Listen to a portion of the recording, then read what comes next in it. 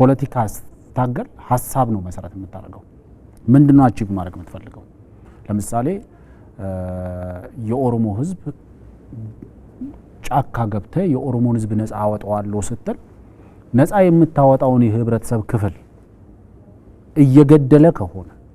ዋጋ እያስከፈለ ከሆነ እያፈናቀለ ከሆነ መሰረተ ልማቱን እያወደመ ከሆነ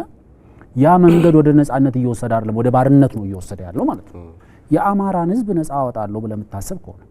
ለምሳሌ የአማራ ክልል ውስጥ አሁን እየተንቀሳቀሱ ያሉ ታጣቂ ቡድኖች የአማራ ህዝብ የኢኮኖሚ ተጠቃሚነት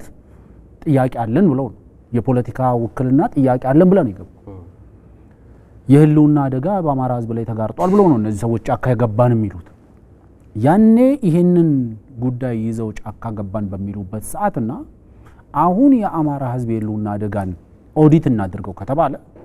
መቼ ነው የአማራ ህዝብ የህልውና አደጋ የተጋረጠበት ትላንትና ወይስ ዛሬ እነሱ ትግል ከመጀመራቸው በፊት ወይስ እነሱ ትግል ከጀመሩ በኋላ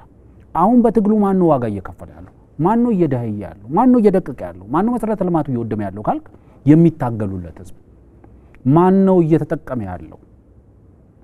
ብለህ ካሰብክ እነዚህ ታጣቂዎች ማለት ነው እየተጠቀሙበት ያሉት ቅድም ፕሮፌሰር በግልጽ ቋንቋ የጠራቸው የግብጾች የሻቢያዎች መጠቀሚያ ነው የሆንከው